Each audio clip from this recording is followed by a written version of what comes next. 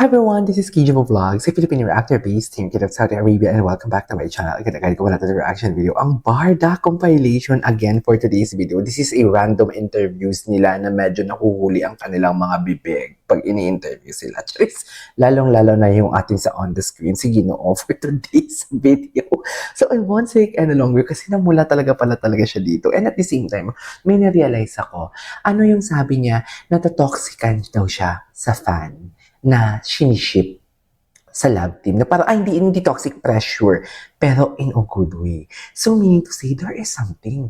Meaning to say, kung anong ginagawa natin pagpupush or pagpipressure sa kanila, na dapat sila na dapat ganun kayo na dapat endgame na, dapat makita namin kayo. Gusto niya din pala.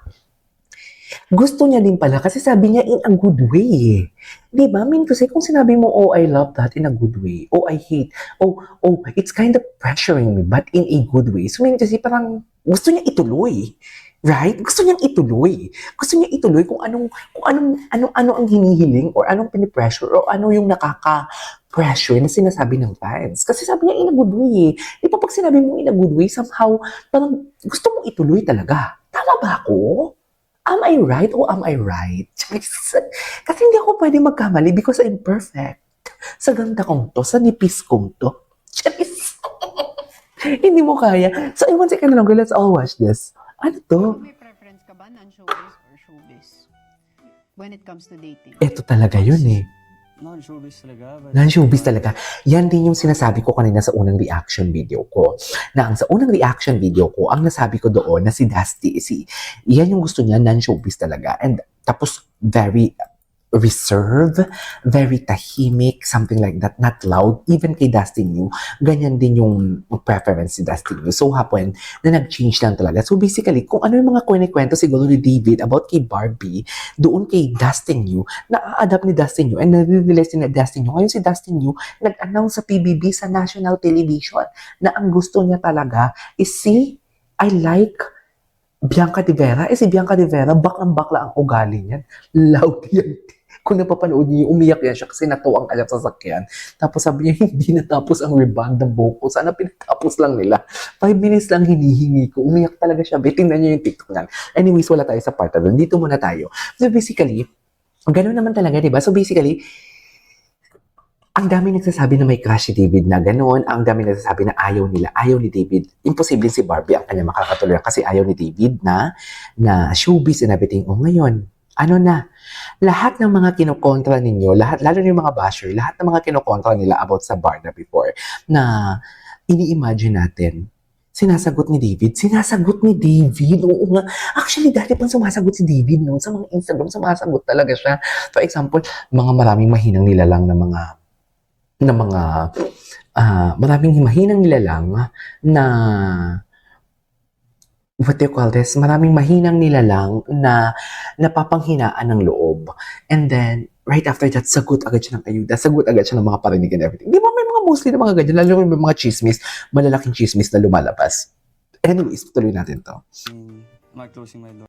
May preference ka ba, non-showbiz or showbiz? When it comes to dating? Honestly, non-showbiz talaga, but I mean, am You closing know, my doors? just said, Intindihan ng yes. katrabaho. Katrabaho, oo.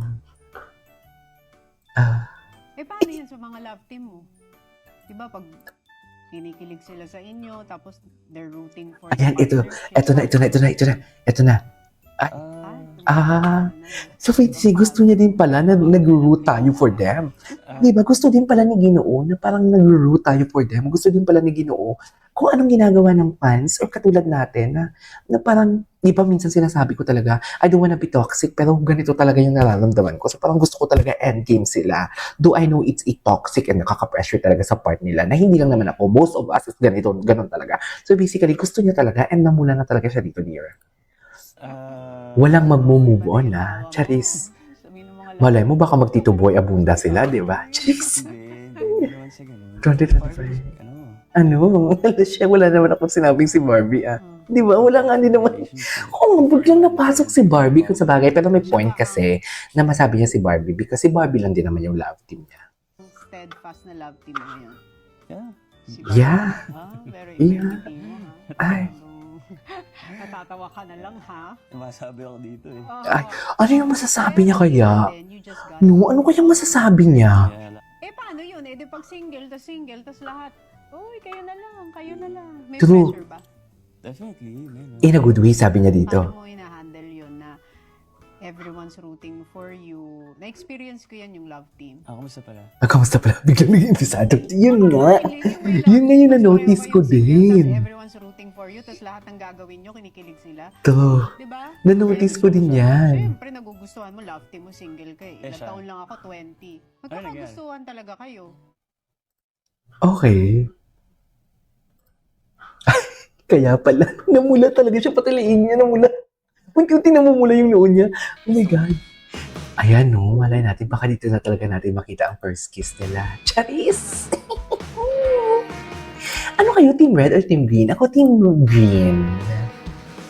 Feeling ko green sila kasi ang ang Dondel red na if I'm not mistaken. Pero malay natin, di ba? Uy, I love the song. Ay, may part 2 pala to. Huwag kang maingay. Cutie, may part 2 na pala to. Huwag kang maingay. May part 2 pala to. Noong March 21 pa, oh. Gwapo yung gano'n. Oh, ay. Oh my God, may part 2 pala to. Ay, March 21? Kailan? Ngayong April lang ako gumawa. Ay, hindi. Hindi pala. Oo, yeah. March. Ay, to. Sa akin. Oh, pak, di mo kaya. Takot si David sa akin for today's video. Ano ngayon? Charis! Oh, loko. Hanap na confession sa muling pag-upo ni Samahan ng mga Makasalanan star. Ay, wait lang. May news ang is about longer for someone. Wait. Mag-ano tayo? Maghanap tayo. Ay, bakit nawala yung Barda natin? Barda. Ano yung mga bago sa Barda? Ito na nga. Ay, ito yun. O, tinanong. Gwapo talaga Love ka niya. ngayon. Kinikilig talaga siya. Kaya madam ko din. Ay, yan yung sinasabi ko. Yan yung sinasabi ko sa isang reaction video ko kanina, sa una, na parang gusto niyang pigilan ang bibig niya. Ayaw bumuka, pero bumubuka talaga sa sobrang kilig. Pinipigilan niya yung kilig niya dito, for sure. Para hindi malata. Hala, ang lala. Sige. Care for her a lot. Ay, the bedroom boys. Ay, bakit may picture ni Barbie dyan?